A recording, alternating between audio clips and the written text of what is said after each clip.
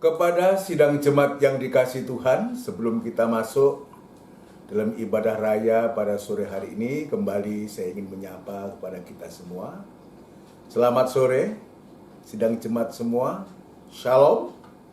Sejahtera Tuhan kiranya tetap dilimpahkan kepada kita semua.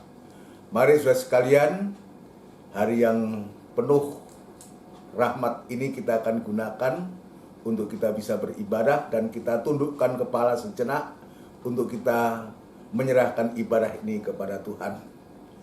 Bapa yang baik yang bertahta dalam kerajaan surga, di dalam nama Tuhan Yesus Kristus, Allah sesembahan dan pujaan hati kami satu-satunya, pada sore hari ini Tuhan kembali kami datang kepadamu. Engkau sudah memberikan hari untuk kami bisa beribadah. Tuhan, biarlah kesempatan hari ibadah ini kami gunakan untuk kami mengagungkan serta memuliakan nama-Mu. Dan itu sebabnya sebelum kami memulaikan ibadah ini, kami menyerahkan hidup kami ke tangan Tuhan, hidup yang penuh dengan segala kekurangan dan kelemahan. Kiranya Tuhan mengampuni, menyucikan hati kami, supaya kami layak beribadah, layak untuk memuji, membesarkan nama Tuhan. Terima kasih Tuhan, sekarang kami serahkan ibadah ini ke tangan-Mu. Biar Tuhan hadir tengah-tengah ibadah kami, menolong memimpin ibadah kami, memberkati ibadah kami, mulai dari awal sampai pada selesainya. Pelayan-pelayan-Mu yang terkait dalam ibadah ini, biar Tuhan juga memberkati, memakai semua Tuhan. Terima kasih alat-alat yang kami gunakan, ya Tuhan kami serahkan ke tangan-Mu. Tuhan jamah, Tuhan jamah, Tuhan jamah, dan segala pekerjaan setan yang coba mengganggu, merintangi dalam ibadah ini, kami sehati panggil nama-Mu yang penuh kuasa untuk mengusirkan segala pekerjaan setan itu di dalam nama Tuhan Yesus Kristus, darah Kristus yang berkuasa. Terima kasih Tuhan, sebentar kami akan memuji, membesarkan nama-Mu, berikan roh puji-pujian, roh kudus-Mu mengurapi kami Tuhan. Terima kasih kami sabut ibadah ini di dalam nama Tuhan Yesus Kristus. Haleluya. Amin. Puji Tuhan. Saudaraku yang dikasihi Tuhan, mari kita akan menyiapkan diri hati kita terutama untuk kita beribadah, memuji, membesarkan nama Tuhan. Dan kita akan melakukan pujian dari buku NR, saudaraku. Buku NR nomor 291, NR 291, yang berletih lesu.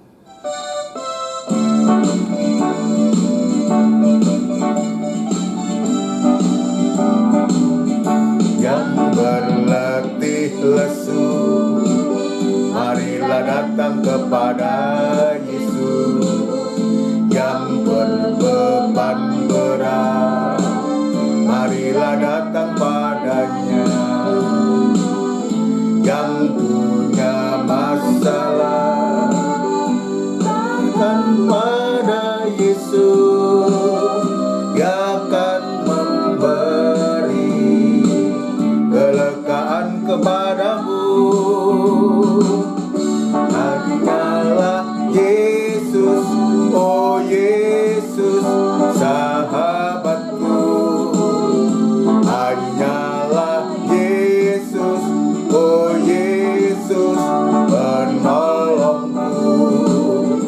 Hanyalah Yesus, oh Yesus, harapanku. Hanyalah Yesus, Tuhan dan Juru Selamatku. Hanyalah Yesus, oh Yesus, sahabatku. Hanyalah Yesus, oh Yesus, penolongku. Hanyalah Yesus, oh Yesus, harapanku. Hanyalah Yesus, Tuhan dan Juru Selamatku. Laku yang pasang kepada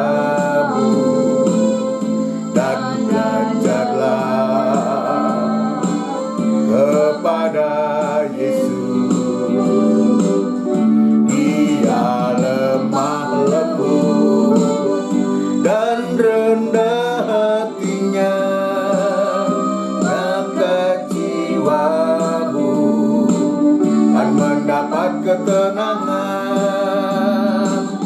Hanyalah Yesus, oh Yesus, sahabatku. Hanyalah Yesus, oh Yesus, penolongku. Hanyalah Yesus, oh Yesus, harapanku. Hanyalah Yesus, Tuhan dan Juru Selamatku. Hanyalah Yesus, oh Yesus, sahabatku. Hanyalah Yesus, oh Yesus, penolongku. Hanyalah Yesus, oh Yesus, harapanku. Hanyalah Yesus, Tuhan dan Juru Selamatku.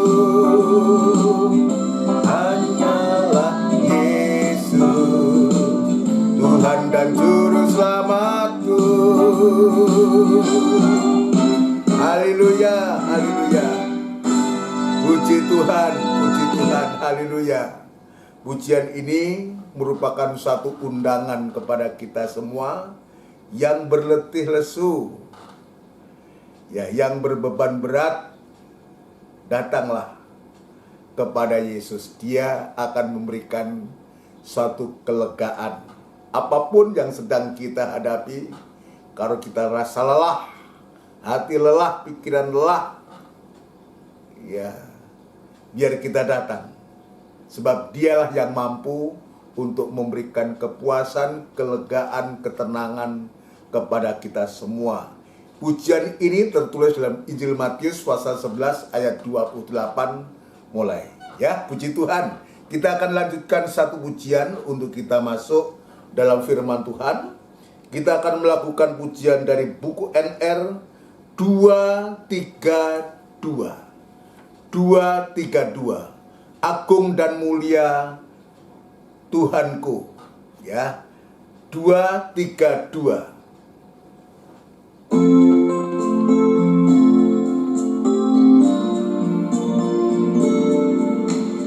Agung dan mulialah Tuhanku, sempurnalah perbuatan tangan-Mu yang berkuasa atas surga dan seluruh bumi. Siapa yang dapat seperti Kau Tuhan? Agung dan mulialah Tuhanku, maha besar perbuatan tangan-Mu.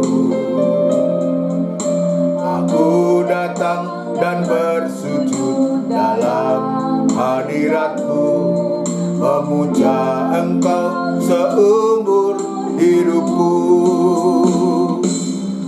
Sembah Kau Allah yang maha besar. Ku sembah Kau Yesus keselamatanku.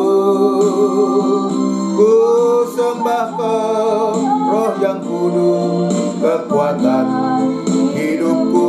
Ajaib Tuhan, sungguh Engkau mulia.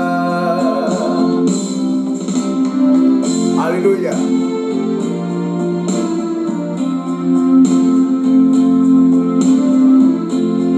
Haleluya, haleluya.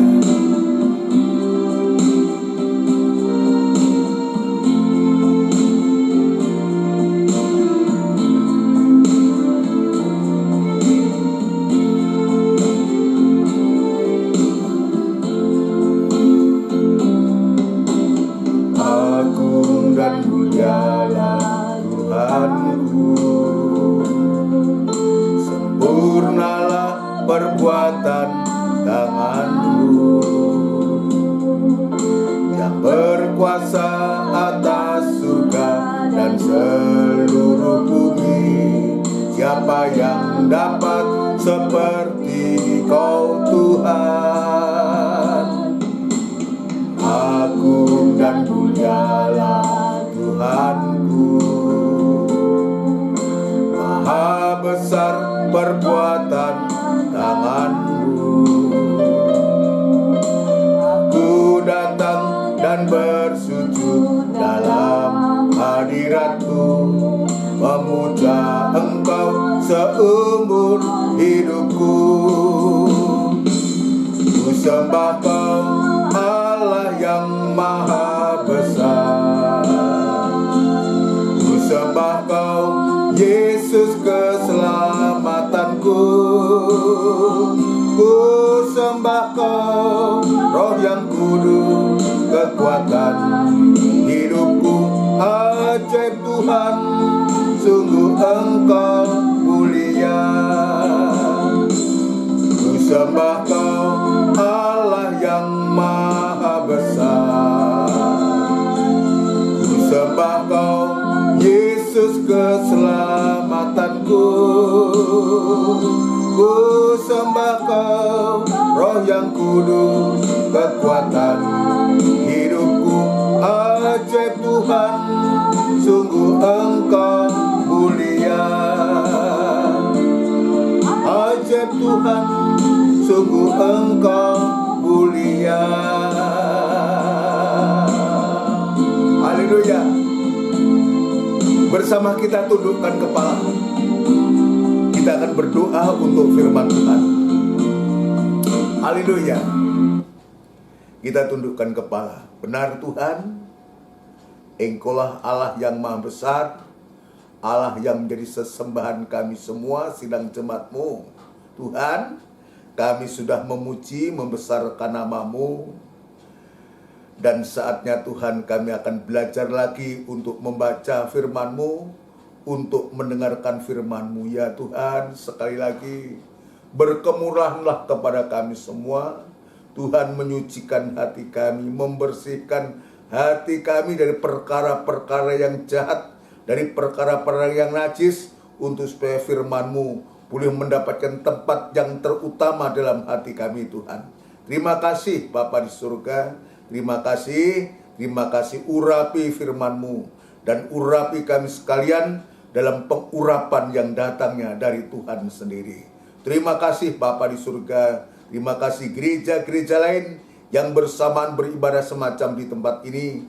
Dan kiranya Tuhan, Engkau juga menolong, memakai para hamba-hamba-Mu, para pendeta, para gembala, dimanapun mereka berada Tuhan, untuk supaya sungguh melayani Engkau lewat sidang jemaat-Mu, dan sertakan pembukaan firman-Mu untuk kebutuhan sidang jemaat-Mu.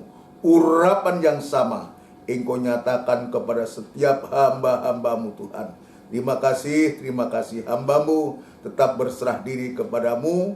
Biar kemurahan dan belas kasihan-Mu tetap Tuhan nyatakan kepada hamba, untuk mampu menyampaikan firman-Mu dengan benar dan murni, sehingga nyata Tuhan, firman-Mu itu boleh menemplak, boleh menyatakan kekurangan kami, dan penyucian itu terjadi, maka Tuhan kami boleh merasakan pembaharuan yang dari Engkau Tuhan.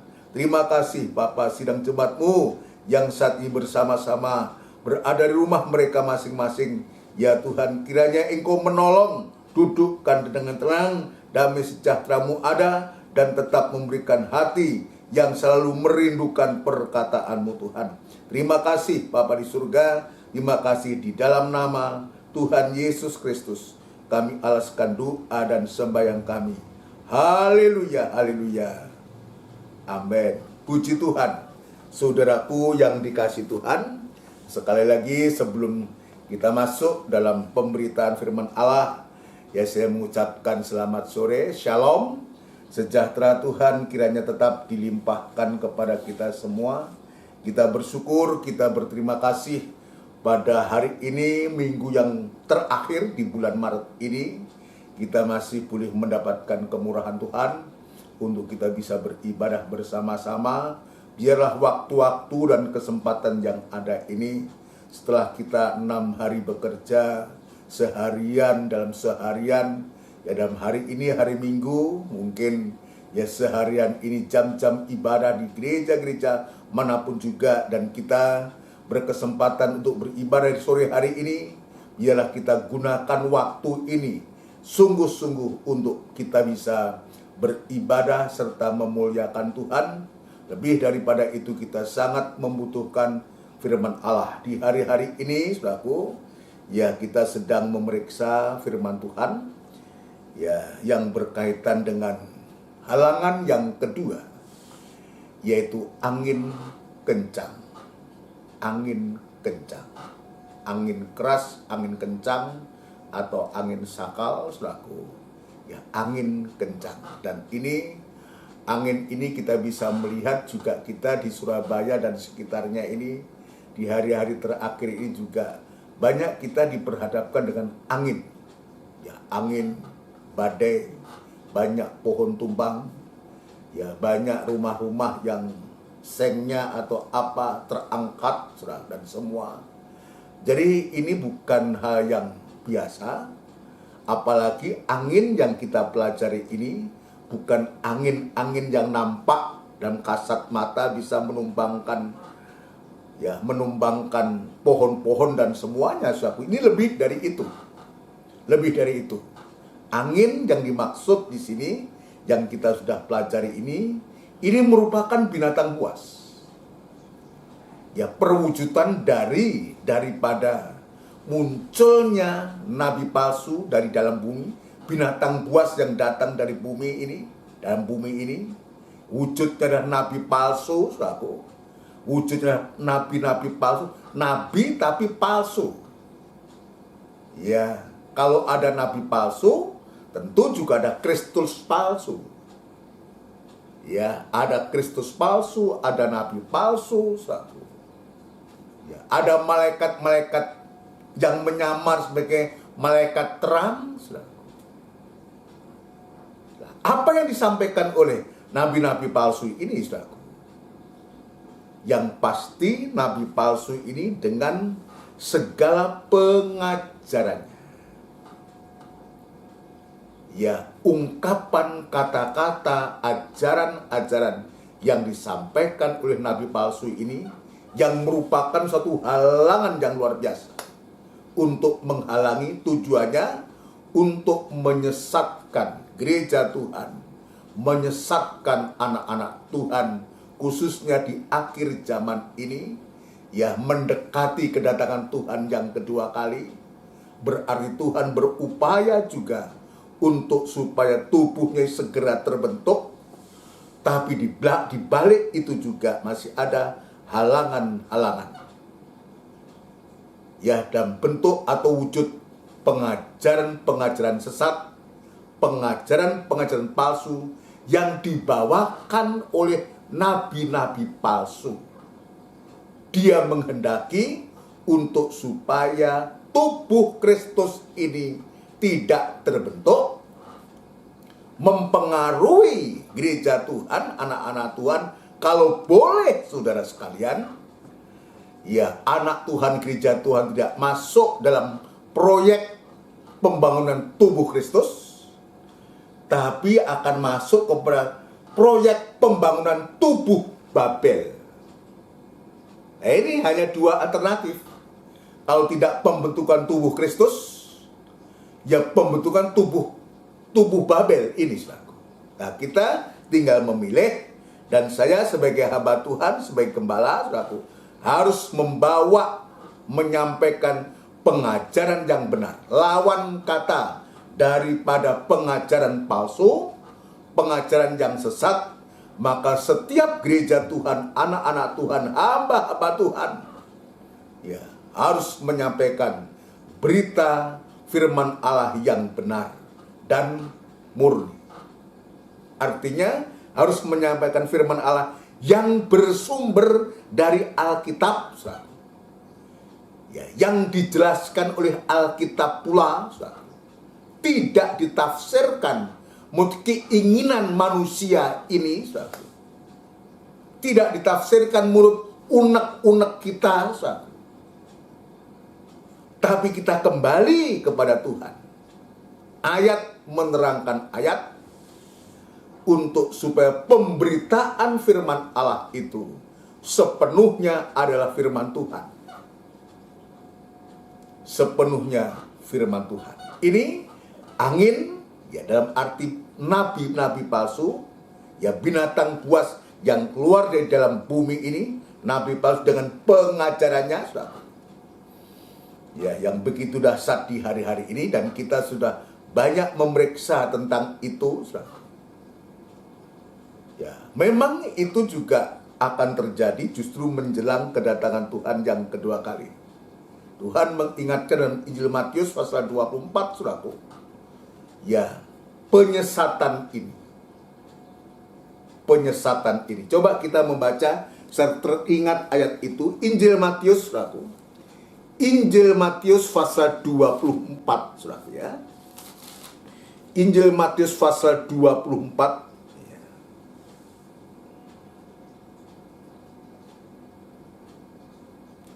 Kita akan membaca ayat yang ketiga. Apa kata Tuhan? Ya. Ayat yang ketiga. Ketika Yesus duduk di atas bukit Zaitun, datanglah murid-muridnya kepadanya untuk bercakap-cakap sendirian dengan dia. Jadi ini ada pertemuan khusus, pembicaraan khusus antara murid-murid dan gurunya. Itulah Yesus. Kata mereka, katakanlah kepada kami, bila manakah itu akan terjadi dan apakah tanda kedatanganmu dan tanda kesudahan dunia. Ini perhatikan kata-kata ya, tanda kedatanganmu dan tanda kesudahan dunia. Akhir dari dunia ini. Apa jawab Tuhan? Jawab Yesus kepada mereka, waspadalah supaya jangan ada orang yang menyesatkan kamu. Sebab banyak orang akan datang dengan memakai namaku dan berkata, akulah Mesias, dan mereka akan menyesatkan banyak orang, ya, dan seterusnya. Ini jelas Tuhan Yesus sendiri mengatakan yang pertama-tama adalah penyesatan itu akan terjadi. Bahkan orang akan menggunakan namanya Tuhan. Jadi ini disebutkan akan menyebut, ya, dia mengatakan akulah Mesias, dan mereka akan menyesatkan banyak orang. Itu sebabnya kemarin kita menjelaskan Yesus yang mana yang kita beritakan, Yesus yang mana yang kita ikuti. Sebab ternyata ada Yesus yang lain. Nah, ini sikap kita di hari-hari ini harus tegas.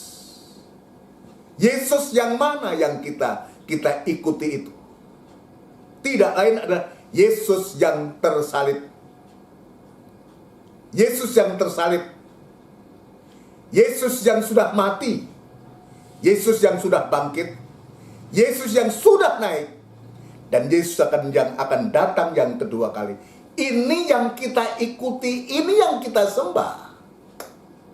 Nah, itu sebabnya kalau Tuhan sudah menyatakan hal demikian, saudaraku, ya, terjadinya penyesatan itu tanda kesudahan zaman, sekaligus tanda kedatangan Tuhan yang kedua kali.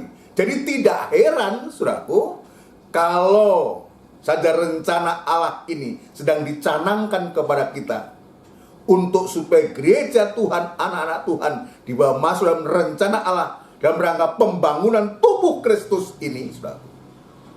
Maka muncul halangan untuk menghadang, untuk menghalangi, untuk supaya gereja Tuhan itu gagal. Gagal. Dan gagal. Tapi Tuhan itu baik lewat 7 asuhan ini. Ya, asuhan yang ketujuh ini benar-benar luar biasa. Ya, bahwa asuhan Tuhan itu, bimbingan Tuhan itu membawa perjalanan hidup kita ini untuk dibawa masuk dalam rencana Allah yang besar, sampai kita bisa menjadi serupa, menjadi sempurna, kembali kepada teladan Allah, ciptaan yang baru, ciptaan yang baru, ciptaan kembali. Ya, kembali kepada teladan Allah, rupa Allah. Untuk apa, saudaraku? Tuhan mengerjakan ini semua. Untuk supaya Kristus yang adalah kepala ini boleh segera menempati tempatnya. Tempat kepala itu di atas tubuh, dan itu sebabnya lewat apa yang sedang kita pelajari ini, untuk supaya kita waspada, berjaga-jaga, untuk supaya tidak seorang pun yang menyesatkan kita. Sekalipun 1 Timotius pasal yang keempat jelas, di akhir zaman ini banyak orang-orang yang betul-betul ya disesatkan, dan pada akhirnya orang itu murtad, meninggalkan jalan Tuhan. Ya, puji Tuhan. Ya, puji Tuhan. Tuhan sudah memberkati kita dengan apa yang Tuhan sudah berikan itu. Dan sekarang saya memberikan satu pengertian yang lain, saudaraku. Di samping angin kencang ini, ya, angin kencang ini bicara tentang pengajaran sesat, angin pengajaran yang dibawakan nabi-nabi palsu ini, maka pengertian lain dari angin ini, angin kencang ini, dalam ibadah raya ini yang kita akan pelajari pada hari ini. Angin ini juga menunjuk kepada angin pencobaan, angin masalah, persoalan, masalah-masalah dan persoalan-persoalan yang sedang terjadi di hari-hari ini. Tadi dalam pujian yang pertama, yang berletih lesu dan berbeban berat, itu merupakan suatu pujian yang diambil dari ayat firman Allah, dan itu juga merupakan undangan Tuhan. Siapapun kita yang letih, lesu, beban berat, ada masalah, rasa tidak mampu, rasa tidak berdaya, ya, ini kesempatan untuk kita datang kepada Tuhan. Marilah kepadaku, kamu yang letih, lesu, dan berbeban berat, aku akan memberikan kelegaan, kebahagiaan, memberikan sentosa kepadamu. Nah, artinya apa? Saya harus mengingatkan ini, saudaraku. Kalau Tuhan sudah mengundang semacam itu, saudaraku, jangan kita mencari jalan yang lain. Jangan kita mencari jalan yang lain. Lalu kita bisa berpikir, kalau gitu aku mau ke orang pinter, alias ke dukun. Atau kepada siapa? Jangan. Alkitab mengatakan, dan Tuhan Yesus mengatakan sendiri, yang berletih lesu dan beban berat, marilah datang kepadaku.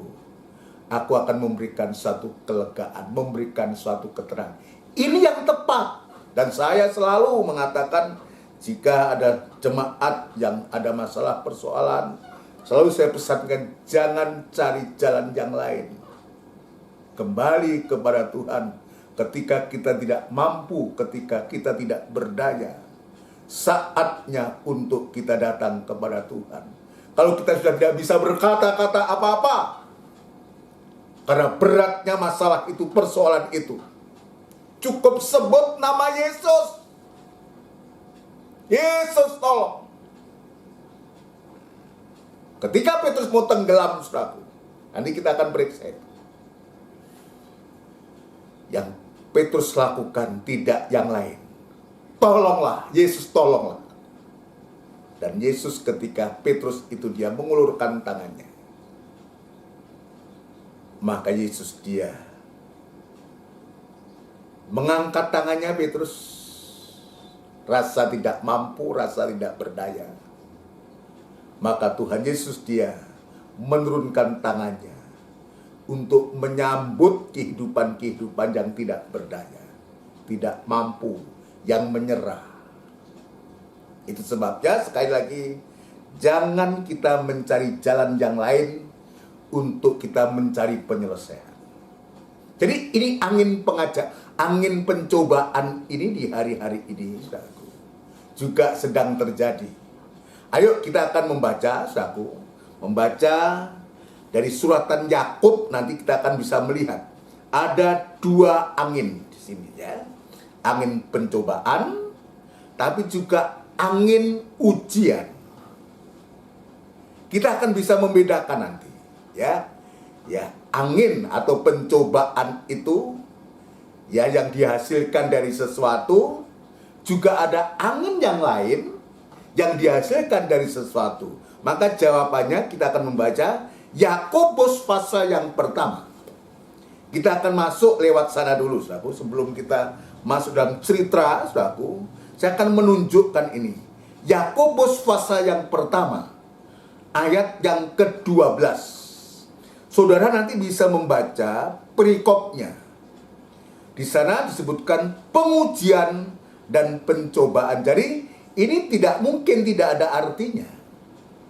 Ada pengujian dan pencobaan. Nanti kita akan bisa melihat ketika kita membaca ini. Ya, ketika kita membaca ini kita bisa melihat. Ya. Saya akan lebih dulu ayat yang ke-12. Ya, 12 ini. Ya, angin pencobaan yang dihasilkan dari daging. Jadi keinginan daging itu, saudaraku, itu bisa menghasilkan suatu pencobaan. Nah, tentu pencobaan ini, saudaraku, harus kita waspadai. Pasti pencobaan yang dimaksud ini ayat 13 ini, pencobaan yang akan menghancurkan kita. Pencobaan yang sudah ditunggangi oleh setan di sana, saudaraku, untuk membelokkan kita, sehingga nanti kita akan berbuat dosa dan akhirnya kita harus menghadapi yang namanya kematian itu. Ayat 13. Apabila seorang dicobai, ini pencobaan yang dihasilkan dari keinginan atau hawa nafsu. Apabila seorang dicobai, perhatikan, janganlah ia berkata, pencobaan ini datang dari Allah. Ya, kadang-kadang tanpa sadar kita, aduh saya dicobai oleh Tuhan. Ayat ini jelas mengatakan bahwa ya, janganlah ia berkata pencobaan ini datang dari Allah, sebab Allah tidak dapat dicobai oleh yang jahat, dan ia sendiri tidak mencobai siapapun. Ini clear, ini jelas.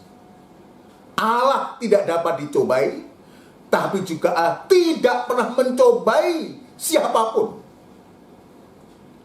Ya, ini nanti akan dibedakan dengan pencobaan, tetapi Tuhan ajarkan untuk supaya kita menerima pencobaan itu sebagai ujian.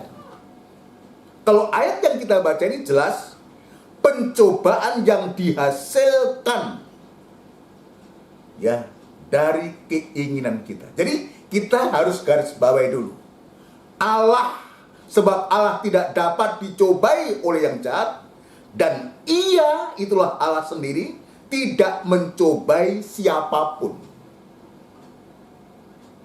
Ya, garis bawah ini. Allah atau ia sendiri tidak mencobai siapapun. Perhatikan ayat 14. Tetapi tiap-tiap orang dicobai oleh keinginannya sendiri. Lah ini. Jadi keinginan itu, keinginan hawa nafsu daging yang di dalam sudah banyak keinginan-keinginan yang sudah di situ dihembuskan oleh setan, saudaraku. Ya. Sudah dipengaruhi oleh keinginan daging manusia ini, saudaraku. Ya, daging yang dikuasai oleh setan ini, saudaraku. Ya. Ini yang menghasilkan pencobaan. Tetapi tiap-tiap orang dicobai oleh keinginannya sendiri. Ingat, keinginan sendiri. Banyak keputusan-keputusan kita, keinginan-keinginan kita, yang seringkali justru menyusahkan kita. Ini keinginan daging ini dicobai oleh karena keinginannya sendiri, karena ia diseret dan dipikat olehnya. Diseret dan dipikat ya olehnya. Siapa yang menyeret? Siapa yang memikat? Yang mendorong? Yang memikat kita? Ya, tidak lain adalah roh-roh jahat di udara. Maka lewat pencobaan, lewat keinginan ini, maka kehidupan itu menjadi susah. Coba kita perhatikan, coba kita lihat. Banyak nikah yang hancur lebur. Banyak keluarga yang hancur lebur, anak-anak hancur lebur, pekerjaan hancur lebur. Kenapa? Lebih kepada keinginan nafsunya, keinginannya sendiri. Semua dihitung hanya menggunakan otak dan pikiran kita. Tidak pernah semuanya itu, baik nikah, pekerjaan, keluarga, apapun juga, tidak pernah kita bawa kepada Tuhan. Mungkin kita kalau kepada Tuhan terlalu lama. Janganlah begitu. Bawalah kepada Tuhan. Jika Tuhan berkehendak, insya Allah kita bawa semua itu, kita bawa kepada Tuhan. Mau menikah, anak muda-mudi, bawalah itu kepada Tuhan. Mau bekerja, mau berusaha, terlebih dulu datang kepada Tuhan. Jangan akal, pikiran, angan-angan, keinginan kita hitung-hitung sendiri, menggunakan kemampuan sendiri, tidak menyertakan Tuhan dalam kegiatan-kegiatan itu. Melupakan Tuhan. Jadi jangan salahkan kalau kemudian kehidupan itu menghadapi kesulitan-kesulitan, menghadapi masalah. Karena apa? Dia tidak pernah membawa kepada Tuhan. Haleluya. Ayat 15. Dan apabila keinginan itu telah dibuai, artinya keinginan itu sudah menjadi suatu tindakan, menjadi perbuatan. Ini mengingatkan saya, mengingatkan kita, hati-hati. Kalau keinginan itu sudah dibuai menjadi perbuatan, menjadi suatu tindakan, ia melahirkan dosa. Ini perhatikan. Kalau keinginan ini dibuai, diperbuat, apalagi keinginan najis, keinginan jahat, dibuai, dilakukan, maka akan melahirkan dosa atau menghasilkan dosa. Dan apabila dosa itu sudah matang, ia melahirkan maut. Ia melahirkan maut, kematian. Ya, contohnya siapa? Yang jelas, orang yang sangat dekat dengan Tuhan. Kita tidak mengira, tidak memperhitungkan, atau teman-teman yang lain tidak memperhitungkan, saudara yang lain tidak memperhitungkan, dan ternyata itulah dia yang akhirnya karena mengikuti keinginan dagingnya, keinginan jahatnya, dan dia harus binasa. Itulah Yudas. Yudas ini bukan orang main-main. Dia adalah rasul. Orang kepercayaan Tuhan. Dipercayakan dalam pelayanan itu dia sebagai bendahara yang memegang tas. Saudaraku. Tapi keinginannya itu serakahnya itu. Dan Alkitab jelas dia disebutkan, dia suka mencuri uang yang ada dalam kas itu. Ada hati, ada keinginan jahat, ingin merampas haknya Tuhan, merampas miliknya Tuhan. Itu sebabnya tidak heran waktu dia melihat Maria, dia mempersembahkan minyak yang mahal harganya, kurang lebih 300 dinar. Dia berpura-pura, nampaknya dia tampil seperti orang rohani, wah, itu pemborosan itu. Wah, ini kan kalau dibelikan kepada orang miskin, berapa orang miskin yang akan terbantu. Tapi ayat mengatakan, dia mengatakan begitu bukan karena dia memperhatikan orang-orang miskin, tapi karena dia ada keinginan akan uang itu. Ada keinginan akan mamon ini. Dan apa yang terjadi?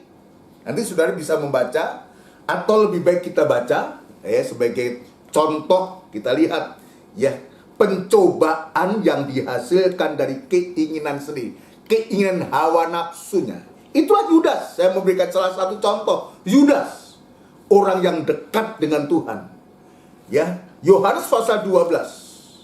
Yohanes pasal 12, kita lihat. Apa yang Tuhan katakan di sini. Nanti sudah bisa baca ayat pertama mulai, kita akan baca ayat 3.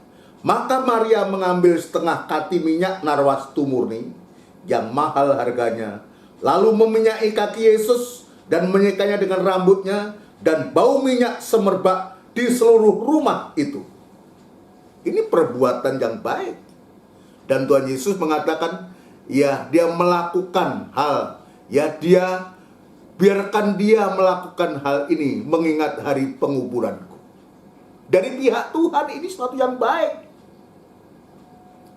Tapi apa kata Yudas? Ayat 4. Tetapi Yudas Iskariot, seorang dari murid-murid Yesus yang akan segera menyerahkan dia, berkata, mengapa minyak narwastu ini tidak dijual 300 dinar dan uangnya diberikan kepada orang-orang miskin? Ini dia tampil seolah-olah dia tuh lebih tahu daripada Tuhan, lebih tahu daripada gurunya. Dan dengan perkataan itu dia jelas,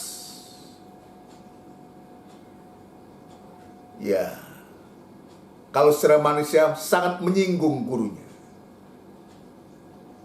Ada orang mau berbuat sesuatu yang baik kepada gurunya kok dia berkomentar seperti itu, saudara. Tidak elok, saudara. Seolah-olah dia memperhatikan orang miskin. Tetapi apa yang terjadi? Hal itu dikatakannya bukan karena ia memperhatikan nasib orang-orang miskin, melainkan karena ia adalah seorang pencuri. Ia sering mengambil uang yang disimpan dalam kas yang dipegangnya. Maka kata Yesus, biarkanlah dia melakukan hal ini mengingat hari penguburanku. Karena orang-orang miskin selalu ada pada kamu, tetapi aku tidak akan selalu ada pada kamu. Ini contoh orang yang mengingini. Nah, akibat dari ini, saudaraku, ingin akan uang ini, saudaraku,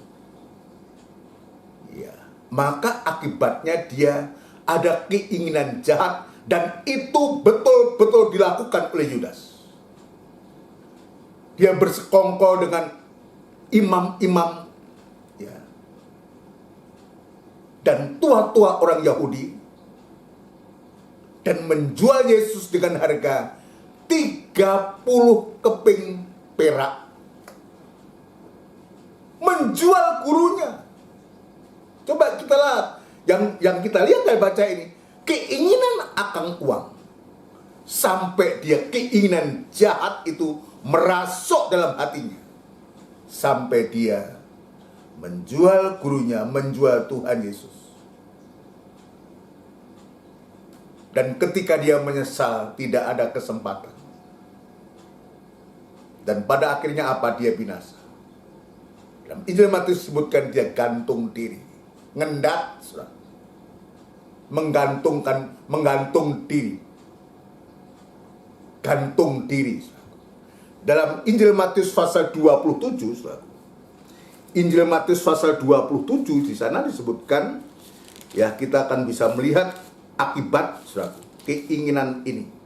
Kalau sudah dibuai, ini membuat kehidupan itu, ya, melahirkan dosa, dan upah dosa itulah kematian. Ya, ayat Matius pasal 27 ayat yang ketiga. Pada waktu Yudas yang menyerahkan dia melihat bahwa Yesus telah dijatuhi hukuman mati, menyesalah ia. Lalu ia mengembalikan uang yang 30 perak itu kepada imam-imam kepala dan tua-tua, dan berkata, aku telah berbuat dosa karena menyerahkan darah orang yang tak bersalah. Tetapi jawab mereka, apa urusan kami dengan itu? Itu urusanmu sendiri. Maka ia pun melemparkan uang perak itu ke dalam bait suci, lalu pergi dari situ dan menggantung diri. Menggantung diri antara langit dan bumi. Menggantung diri. Binasa. Nah, itu sebabnya sudah kita hati-hati. Saya akan bawa kembali kepada Yakobus. Ini pencobaan angin, pencobaan munculnya masalah yang kita alami, yang disebabkan oleh hawa nafsu atau keinginan diri kita. Bahasa Jawanya karena pola kita sendiri. Menganggap diri bisa, mampu, kuat, sehingga tidak menyertakan Tuhan dalam setiap aktivitas kita. Harusnya yang benar, semua aktivitas kita, baik itu pekerjaan kita, nikah rumah tangga kita, atau ibadah pelayan kita, harus kita bawa kepada Tuhan. Akibatnya apa? Yudas dia binasa. Yakobus mengatakan, ya, dan apabila keinginan itu telah dibuai, ia melahirkan dosa, dan apabila dosa itu sudah matang, ia melahirkan maut. Hasilnya seperti Yudas. Kematian itu harus dia hadapi dan harus dia terima. Dia menggantung diri, ngendat. Ini kehidupan. Itu sebabnya apa yang terjadi pada Yudas ini biar mengingatkan kita. Jangan ada keinginan sendiri. Ya. Jangan, apalagi sudah menjadi perbuatan. Ya. Sudah menjadi perbuatan. Ya. Ini bahaya. Tapi sekarang kita lihat ayat yang ke-12 dari Yakobus pasal 1 ayat 12, perhatikan di sana. Ya, ini sangat bertolak belakang. Disebutkan pencobaan, tapi pencobaan yang diterima sebagai suatu ujian. Ini berbeda. Pencobaan yang dihasilkan oleh keinginan dengan pencobaan yang kita terima sebagai pencobaan. Rasul Yakobus dia menunjukkan ini. Berbahagialah orang yang bertahan dalam pencobaan. Ini berbeda. Berbahagialah orang yang bertahan dalam pencobaan, artinya ketika kita ada masalah, ketika kita ada kesedihan, ketika kita menghadapi banyak hal yang membuat hati rasanya tidak mampu, tidak berdaya. Tapi tulisan Yakobus ini dalam suratnya, dia katakan, berbahagia orang yang bertahan dalam pencobaan. Dengan kata lain, kalau kita diperhadapkan dengan masalah dan persoalan, cobalah kita bertahan, bersabar. bersabar untuk menunggu saatnya Tuhan. Pada saatnya maka pencobaan itu akan menghasilkan suatu kebahagiaan.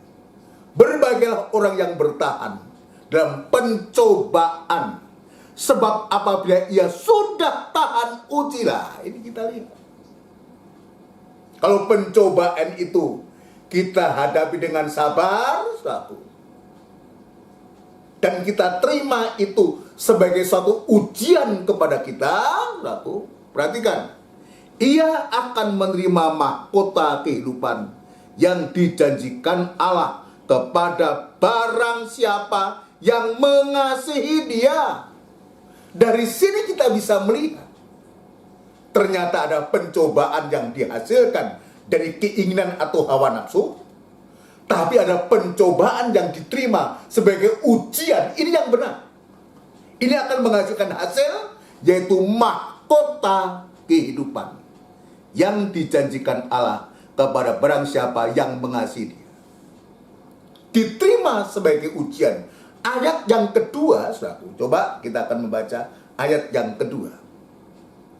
Saudara-saudaraku, ya, anggaplah sebagai suatu kebahagiaan apabila kamu jatuh ke dalam berbagai-bagai pencobaan. Ayo, bagaimana kita? Ini suatu yang penyemangat buat kita, ya, bagi kehidupan yang di hari-hari ini harus menghadapi suatu pencobaan, berbagai-bagai pencobaan. Ayo, bagaimana kita bisa menerima ini suatu kebahagiaan?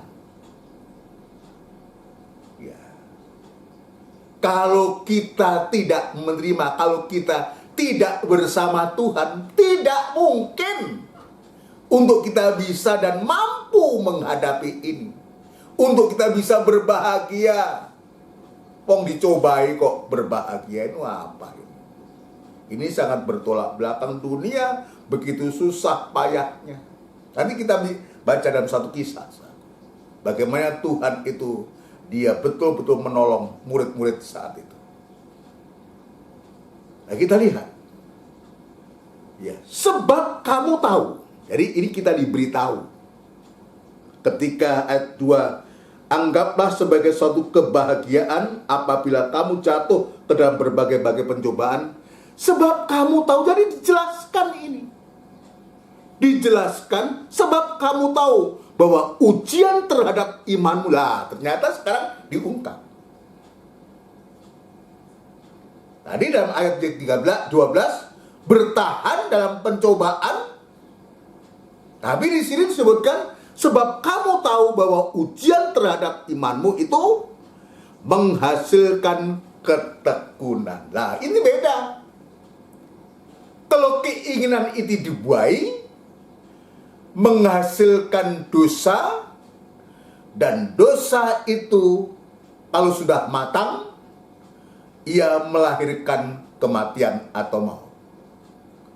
Tapi kalau pencobaan kita terima sebagai suatu kebahagiaan dan kita bertahan dalam pencobaan itu, ya, maka jawabannya ayat 3, sebab kamu tahu bahwa ujian terhadap imanmu itu menghasilkan ketekunan.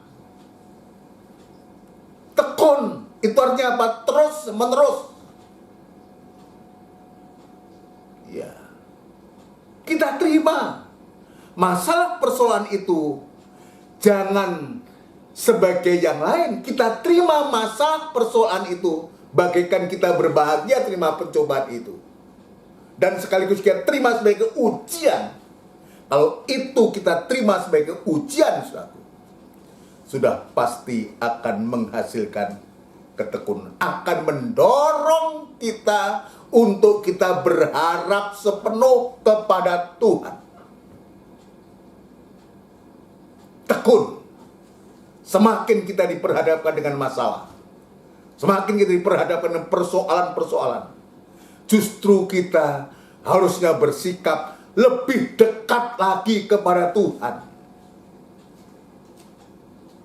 membawa kita kepada ketekunan, kesungguhan, terus-menerus untuk kita bisa beribadah, bisa menyembah Tuhan, dekat dengan Tuhan. Kenapa?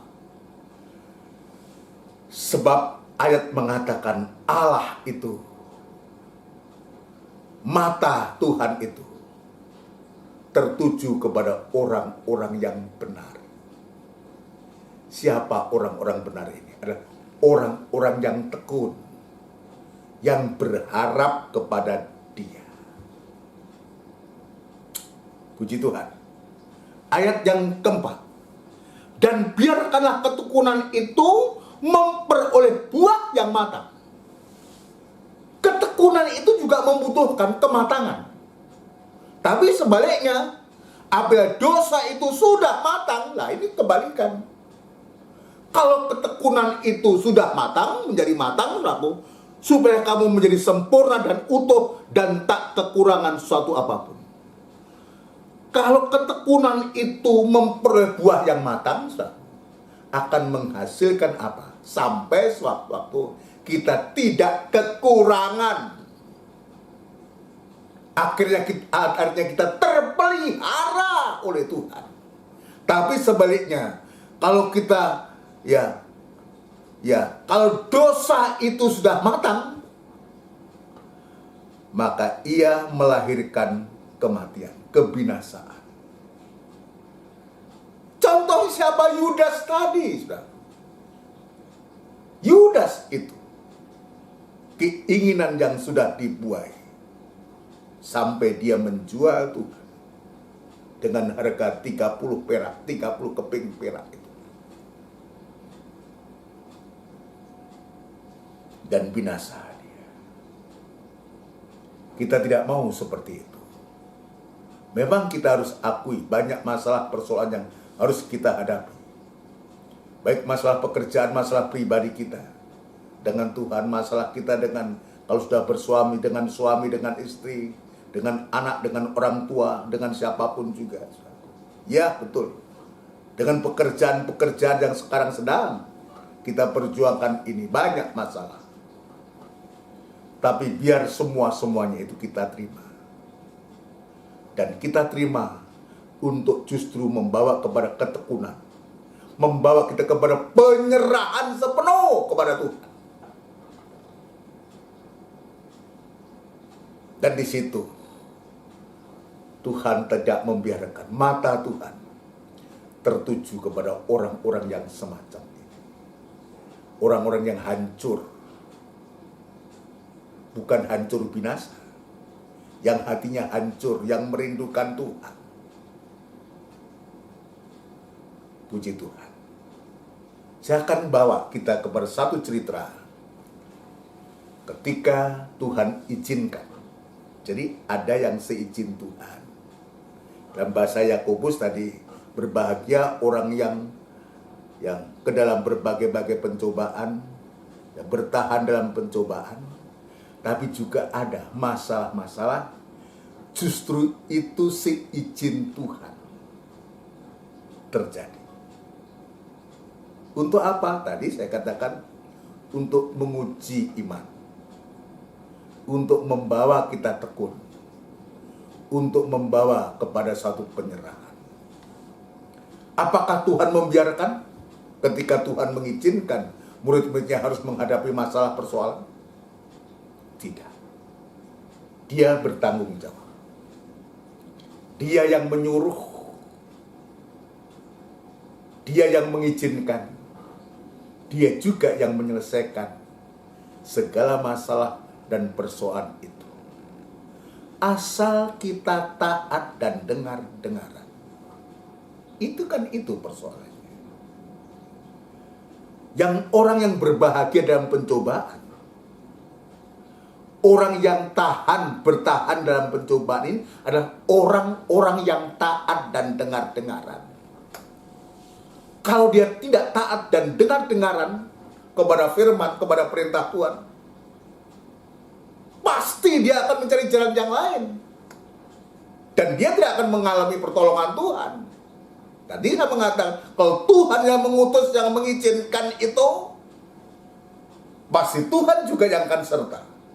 Dia tidak membiarkan. Dia pasti memberikan pertolongan. Kemarin kita membaca pencobaan-pencobaan yang kamu alami tidak melebihi kekuatan. Allah itu setia. Dia tidak membiarkan kamu dicobai melampaui kekuatan. Dan dia memberikan jalan keluar untuk supaya kami bisa mengatasi, menjalani semuanya itu. Artinya apa? Dia tidak membiarkan. Dia bertanggung jawab untuk itu. Untuk kehidupan kita. Kalau kita mau setia, mau taat dan dengar-dengaran. Mau kita merasakan, kita menikmati. Jadi berbahagialah apabila kamu jatuh dalam pencobaan, itu artinya kita bisa menikmati masalah-masalah itu. Ya. Kita nikmati bersama Tuhan. Kenapa? Sebab Tuhan tidak pernah membiarkan kita. Ya. Injil Markus pasal yang ke-6. Ya, saya akan membawa dari suatu cerita. Saya akan menggunakan waktu yang tinggal sedikit ini. Injil Markus pasal yang ke-6. Markus pasal yang ke-6. Kita akan baca, saudaraku.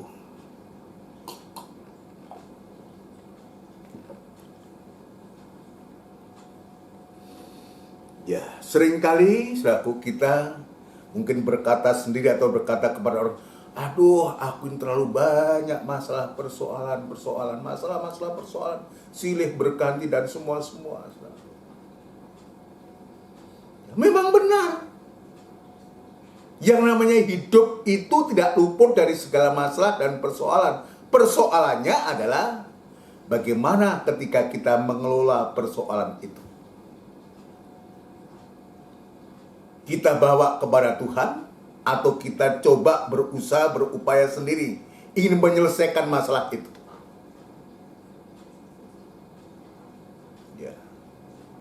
Ya seringkali saya guyon, ya kalau nggak mau ada persoalan, sudah gampang. Ya memang manusia ini yang masih ada di bumi ini ya ada banyak masalah. Kita kejar sampai kamu kembali kepada tanah. Artinya apa? Kalau kamu sudah menjadi tanah, kembali kepada tanah, nah, baru selesai itu masalah. Tapi sepanjang kita hidup di dunia ini, memang kita diizinkan Tuhan, juga diizinkan Tuhan untuk kita belajar menghadapi masalah-masalah. Sekarang masalahnya, bagaimana kita mengelola masalah itu. Sekarang kita lihat Injil Markus pasal yang ke-6, saudaraku. Ayat yang ke-45.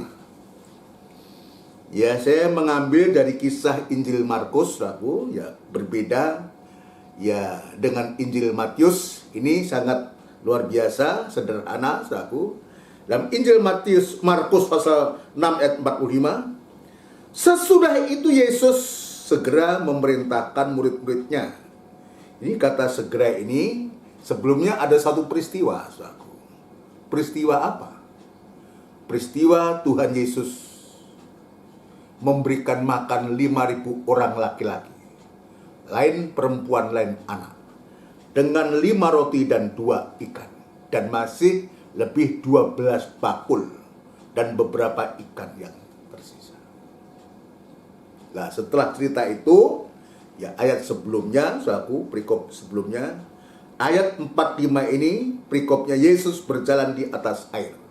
Setelah peristiwa itu, sesudah itu Yesus segera memerintahkan murid-muridnya naik ke perahu. Jadi ini yang berinisiatif bukan murid-murid. Sebab apa? Sebab ini Yesus bersama murid dalam suatu misi, ya, untuk menuju Betsaida. Maka setelah perbanyakan roti itu terjadi, saudaraku, maka Yesus memerintahkan murid-muridnya naik ke perahu dan berangkat lebih dulu ke seberang, ke Betsaida. Sementara itu ia menyuruh orang banyak itu pulang, memerintahkan, dan semua murid pergi, dan semua murid naik kapal, tidak ada yang ketinggalan satupun. Dan di saat itu juga dia memerintahkan orang-orang banyak, kurang lebih 5.000, 10.000, sampai 15.000 orang itu banyak yang mendapatkan makanan itu. Suruh pulang semua. Dan setelah dia memerintahkan dia pergi, saudaraku, dan orang itu pulang semua, dia sebutkan setelah ia berpisah dari mereka, ia pergi ke bukit untuk berdoa. Kita lihat, Tuhan perintahkan murid untuk berangkat lebih dulu menuju Betsaida, dan setelah itu ia pergi ke bukit untuk berdoa. Kita lihat apa yang Tuhan buat ini. Jadi Tuhan tahu. Dia memerintahkan murid-murid. Dia tahu pula apa yang akan terjadi. Tapi semuanya itu kita bisa lihat sikapnya Tuhan. Pergi ke bukit untuk berdoa. Mengambil sikap doa, berdoa. Sebab dia tahu apa yang akan terjadi kepada murid-murid. Ayat selanjutnya. Ketika hari sudah malam, perahu itu sudah di tengah danau. Perhatikan kata dia di atas bukit, saudaraku, dan sedang berdoa. Ketika hari sudah malam, perahu itu sudah di tengah-tengah danau, sedang Yesus tinggal sendirian di darat. Di darat artinya dia masih berada di bukit untuk berdoa tadi. Di tengah malam, di malam, sudah malam. Saya juga berpikir secara kasat mata, apakah saat itu Tuhan juga melihat keadaan kapal itu? Ya, apa masih terlihat? Dia sudah di tengah danau. Kita juga nggak tahu ya, danau itu seberapa luasnya. Tapi apapun kalau tengah malam hari, tentu ya mungkin pandangan kita juga tidak bisa melihat. Tapi Alkitab ini dia mengatakan ketika hari sudah malam, perahu itu sudah di tengah danau, sedang Yesus tinggal sendirian di darat. Ketika ia melihat betapa payahnya atau susah payahnya mereka, jadi Tuhan juga melihat ternyata. Aneh ya, sudah di tengah danau, tapi Tuhan bisa melihat betapa payahnya mereka mendayung karena angin sakal. Tuhan bisa melihat dan Tuhan bisa merasakan apa yang sedang dihadapi oleh murid-murid. Saya harus katakan sekarang, Tuhan pun saat ini sedang mengetahui apa yang sedang kita hadapi. Apapun yang sedang kita hadapi. Masalah persoalan apapun yang kita sedang hadapi. Tuhan tahu susah payah kita. Jeritan kita, tangisan kita. Saudara sekalian, ini jelas. Ketika ia melihat betapa payahnya mereka mendayung karena angin sakal, ya, angin keras, angin kencang, saudaraku, maka kira-kira jam 3 malam ia datang kepada mereka, berjalan di atas air, dan ia hendak melewati mereka. Dia tahu dan dia tidak berdiam diri. Tengah malam itu juga, jam 3 malam itu, atau jam 3 pagi, dia datang kepada perahu yang dinaiki murid-murid yang sedang susah payah mereka mendayung itu. Dia datang. Biar ini membuka kita, menguatkan kita, menggairahkan kita, terutama bagi kehidupan-kehidupan yang hari-hari menghadapi masalah persoalan, baik itu sakit penyakit, baik itu masalah nikah rumah tangga, baik masalah-masalah yang lain yang membuat kita takut. yang membuat kita sedih. Ingat, Yesus sudah berdoa. Dia imam besar. Dia berdoa. Dia gembala agung. Dia berdoa. Dia mengetahui kalau kita sedang bersusah payah karena masalah-masalah persoalan yang sedang kita hadapi. Angin menempa, angin menerpa kita sekonyong-konyong. Ini yang Tuhan tahu. Ini menggairahkanku, menyemangati kita semua. Terutama bagi kehidupan yang sedang diperhadapkan dengan masalah. Entah masalah itu sakit, penyakit, atau derita yang lain. Tapi Yesus tahu. Bukan hanya itu. Dia tahu dan dia segera bertindak. Untuk apa? Untuk dia berjalan di atas air. Untuk apa? Untuk mendatangi. Untuk melihat dan dia mendatangi. Ini ayat jelas mengatakan, saudaraku. Maka kira-kira jam 3 malam ia datang kepada mereka, berjalan di atas air, dan ia hendak melewati mereka. Ada satu tindakan nyata. Tuhan tidak ada, bukan sekedar hanya mengetahui, tapi dia datang kepada mereka. Tapi ketika dia datang kepada murid-murid yang sedang bersusah payah ini, saudaraku, apa tanggapan dari murid-murid ketika mereka melihat dia berjalan di atas air? Jadi murid-murid juga tahu Yesus datang berjalan di atas air, ya, yang mau menolong mereka. Tetapi bagaimana tanggapan mereka? Mereka mengira bahwa ia adalah hantu. Lalu mereka berteriak-teriak sebab mereka semua melihat dia, dan mereka pun sangat terkejut. Dia berteriak-teriak. Dia ketakutan. Coba bayangkan.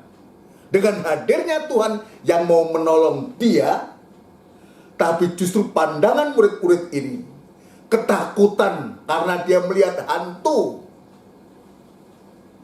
Coba bayangkan semacam itu, saudara. Ya kita kadang seperti itu, saudara. Ya. Hantu itu kan menakutkan, saudara. Membuat mereka histeris, berteriak. Seperti tidak ada pengharapan, begitu, saudara. Dia menerima Yesus itu dengan rasa takut pada Tuhan, tidak seperti itu. Dengan rasa ketakutan semacam itu. Dikiranya hantu. Seringkali kita bersikap semacam itu terhadap Tuhan itu.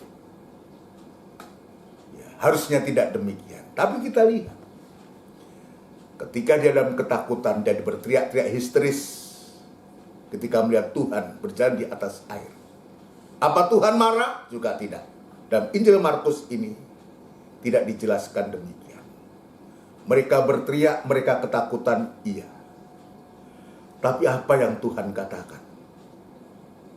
Dengan lembut, dengan kata-kata yang penuh kuasa, dia mengatakan, saudaraku,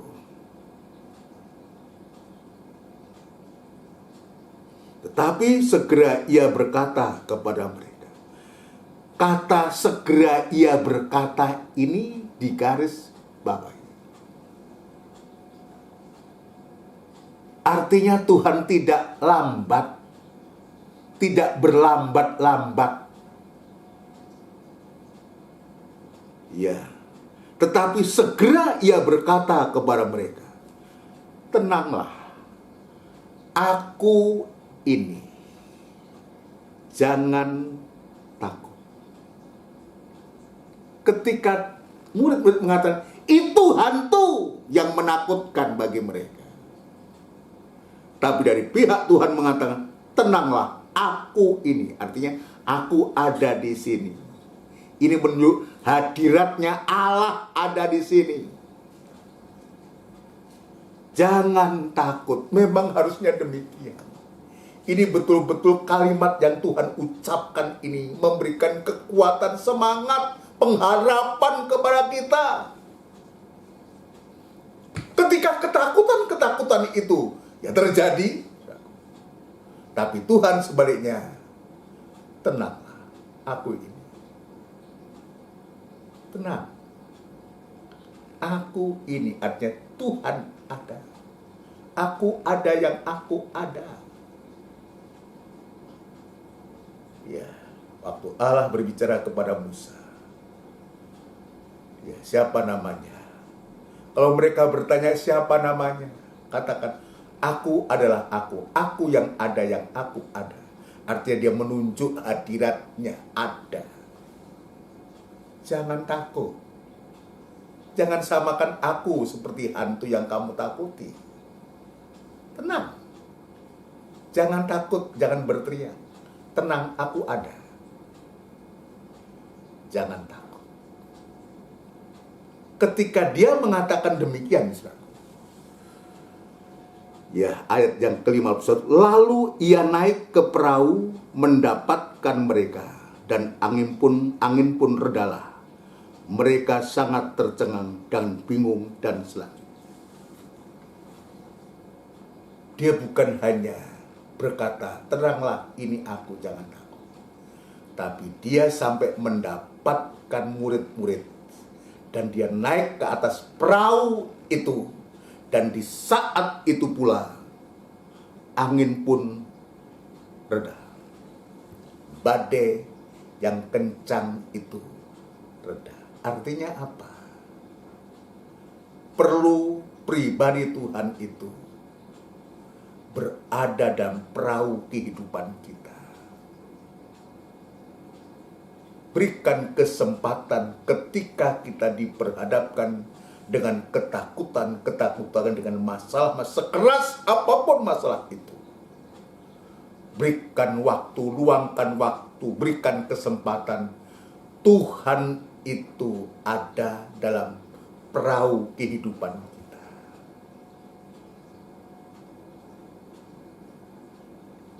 Pasti sebesar apapun badai masalah yang sedang kita hadapi,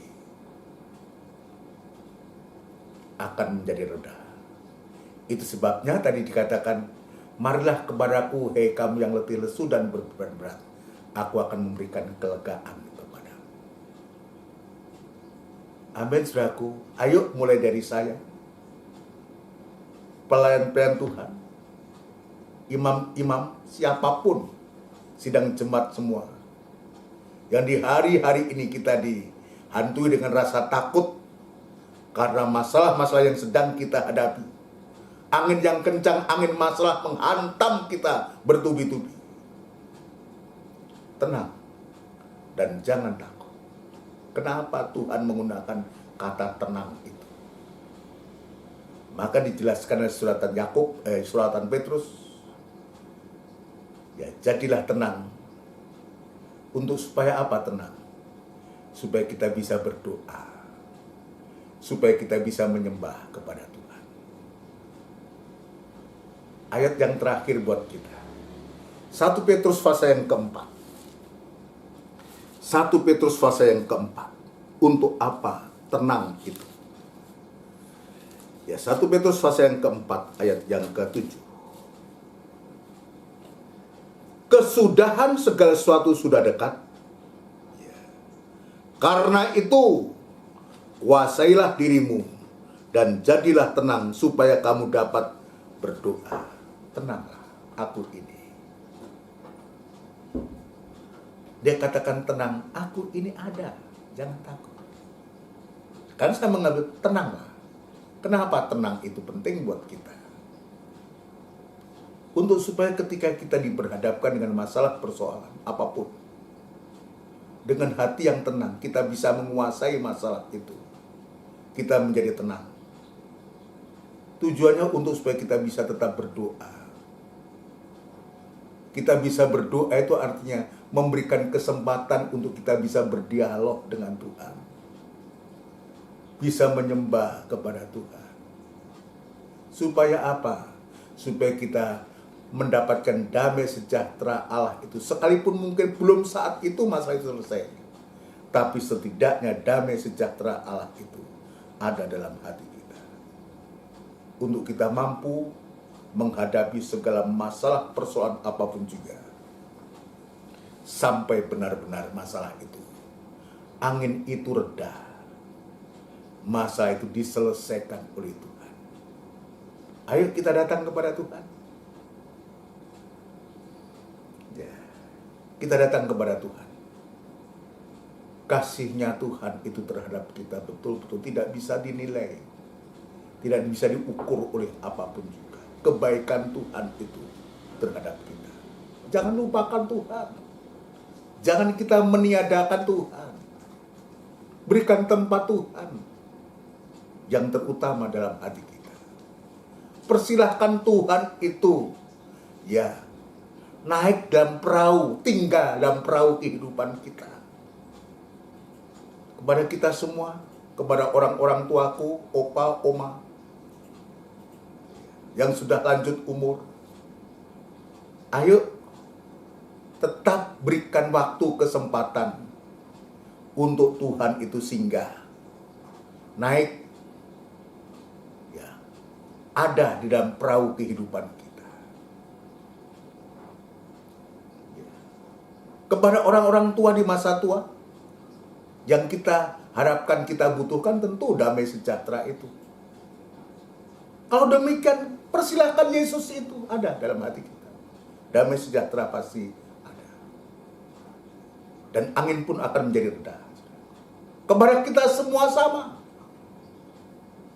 Ayo kita melakukan pujian.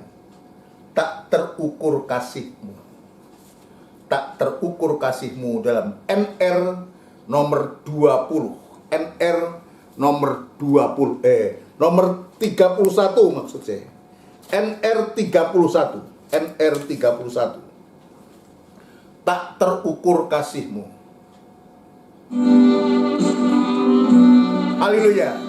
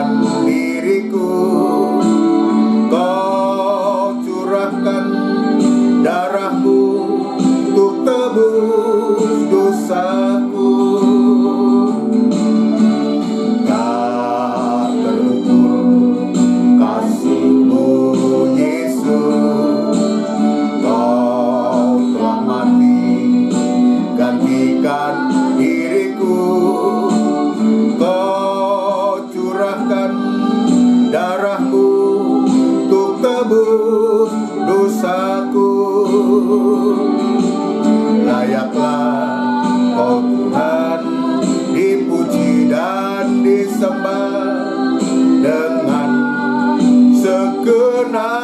hatiku. Layaklah Kau Tuhan dipuji dan disembah dengan segenap jiwa ragaku.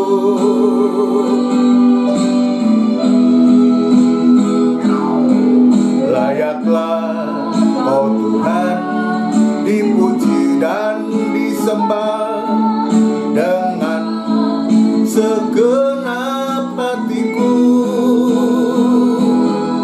Layaklah Kau Tuhan dipuji dan disembah dengan segenap jiwa ragaku. Dengan segenap jiwa ragaku. Haleluya. Bersama kita tundukkan kepala. Kita akan berdoa syukur kepada Tuhan.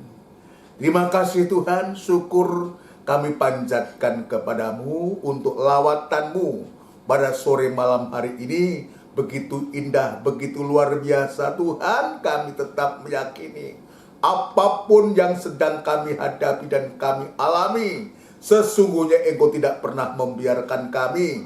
Kasih-Mu begitu sempurna dan Engkau terus mengasuh, melawati kami, membimbing kami Tuhan, untuk menyelesaikan segala masalah persoalan yang sedang dihadapi, sementara Engkau membawa kami, mengasuh kami, untuk kami dibawa Tuhan, untuk masuk dalam rencana Allah yang besar, dalam rangka pembangunan tubuh-Mu, yang akan segera disempurnakan oleh Tuhan, dan Engkau akan segera datang kembali Tuhan. Terima kasih Bapa, terima kasih untuk asuhan-Mu, untuk lawatan-Mu, untuk bimbingan-Mu, serta berkat yang sudah Engkau curahkan kepada kami, biar tersimpan di hati dan menjadi iman, dan kami boleh praktekkan dalam kehidupan kami sehari-hari, sehingga kami boleh selalu dan senantiasa berdoa, menyembah, mengagungkan Engkau Tuhan. Terima kasih Bapa, terima kasih. Di dalam nama Tuhan Yesus Kristus kami alaskan doa dan sembahyang kami. Haleluya. Amin. Puji Tuhan. Saudaraku yang dikasihi Tuhan, demikian rangkaian ibadah raya pada sore malam hari ini. Tuhan sudah memberkati kita. Ya, kita tetap berdoa kepada Tuhan di hari-hari ini, dan kita nyatakan kepada Tuhan kerinduan kita, ya, untuk kita bisa beribadah, untuk kita bisa melayani Tuhan. Mohon perhatian kepada kita semua untuk jadwal ibadah kita dalam sepekan ini. Nanti kita kembali dalam ibadah PA saku pada hari Rabu jam 5:30 sore tepat, dilanjutkan ibadah doa dan penyembahan hari Kamis saku jam 5:30 sore tepat, dan kembali kita kepada ibadah raya seperti hari ini juga jam 5:30 sore tepat.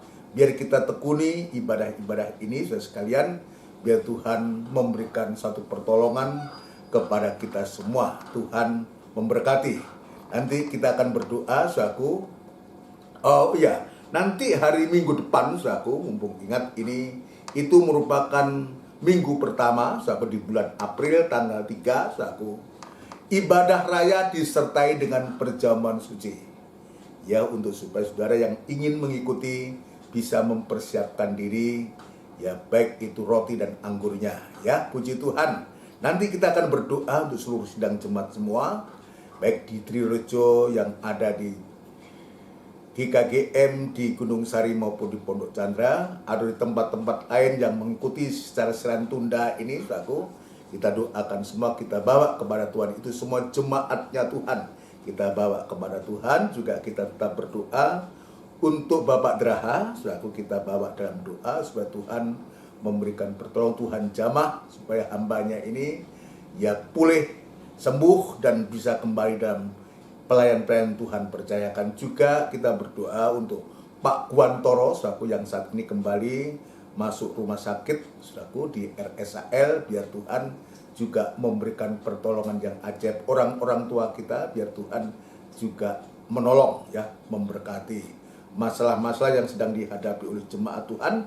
Biar Tuhan juga menyelesaikan semua. firman Tuhan yang sudah mendahului, ya pasti Tuhan akan membuka hati kita ya untuk kita lebih dekat lagi kepada Tuhan. Puji Tuhan, mari kita tundukkan kepala, tidak putus-putusnya. Kami mengucapkan syukur dan terima kasih untuk lawatan-Mu pada sore malam hari ini Tuhan. Dan Engkau sudah nyatakan berkat-Mu, perlindungan serta asuhan-Mu kepada kami. Biarlah firman yang kami dengar sungguh-sungguh memberkati kami, dan kami menjadi berkat bagi orang lain, dan nama Tuhan dipermuliakan. Ibadah-ibadah yang Engkau sediakan kepada kami, biar Tuhan senantiasa menolong kami, memberkati ibadah-ibadah itu, dan terutama tetap memberikan kerinduan kepada jemaat-Mu untuk merindukan Engkau lewat firman-Mu Tuhan. Demikian pula biar Tuhan juga memberikan firman Allah untuk disampaikan kepada jemaat-Mu semua. Kami serahkan seluruh sidang jemaat-Mu di GKGM, Trirejo, Gunung Sari maupun Pondok Chandra, maupun jemaat-jemaat yang mengikuti siaran tunda ini dimanapun mereka berada. Tuhan, Engkau lawat, Engkau berkati nikah, rumah tangga, usaha pekerjaan mereka semua. Tetap memberikan kesehatan bagi anak-anak yang masih sekolah. Biar Tuhan memberikan hikmat akal budi yang dari Engkau. Terima kasih Tuhan, terima kasih. Kami berdoa kepada nama-nama yang sudah kami sebutkan. Ya Tuhan, Engkau mengetahui masalah-masalah jemaat Tuhan, nikah, rumah tangga, usaha pekerjaan semua. Tuhan, kami juga serahkan ke tangan-Mu. Dan Tuhan memberikan penyelesaian. Jika Tuhan juga menolong murid-murid, maka Tuhan pun juga menolong kami semua. Bagi-Mu tidak ada barang yang mustahil Tuhan. Biarlah kehidupan kami betul-betul menjadi kehidupan yang diberkati oleh Tuhan, oleh karena lawatan-Mu. Dan segala pekerjaan setan dan bentuk apapun juga yang mengganggu sidang jemaat-Mu, ya Tuhan, kami sehati untuk panggil nama yang penuh kuasa, untuk mengusirkan segala pekerjaan setan itu di dalam nama Tuhan Yesus Kristus. Darah Kristus yang berkuasa, sakit penyakit disembuhkan, masalah persoalan juga diselesaikan oleh Tuhan, dan nama-Mu yang dipermuliakan. Terima kasih Tuhan, terima kasih. Kami juga berdoa untuk bangsa dan negara kami, Republik Indonesia yang kami cintai. Ya Tuhan, kami berdoa senantiasa, tambah kepada pemimpin-pemimpin kami yang Tuhan percayakan untuk memikul tanggung jawab yang berat ini, mulai dari Bapak Presiden, Wakil Presiden, jajaran Menteri, pejabat tinggi negara di pusat, di daerah, TNI, Polri, boleh bahu-membahu untuk mengatasi yang sedang dihadapi bangsa ini. Tuhan, berikan hikmat akal budi yang dari Engkau, sehingga kebijakan-kebijakan yang diambil oleh negara ini bermanfaat untuk seluruh rakyat Indonesia. Jauhkan dari pada pertengkaran, perselisihan, pertempuran Tuhan, dan gantikan damai sejahtera-Mu turun dari surga untuk melindungi bangsa kami, terutama umat anak-anak ketebusan-Mu, untuk bisa senantiasa beribadah kepada-Mu. Terima kasih Tuhan, terima kasih Tuhan. Sebentar kami akan berpisah, akan beristirahat malam. Tuhan, kami menyerahkan hidup kami sepenuh kepada-Mu Tuhan. Biar kiranya Tuhan menolong saudaraku yang kekasih. Biarlah rahmat, anugerah, cinta yang besar yang datangnya dari Allah Bapa, Sang Putra dan Roh Kudus, yang sepenuhnya di dalam nama Tuhan Yesus Kristus. Haleluya. Amin. Amin. Saudara sekalian, selamat malam. Tetap semangat. Salam sehat. Puji Tuhan.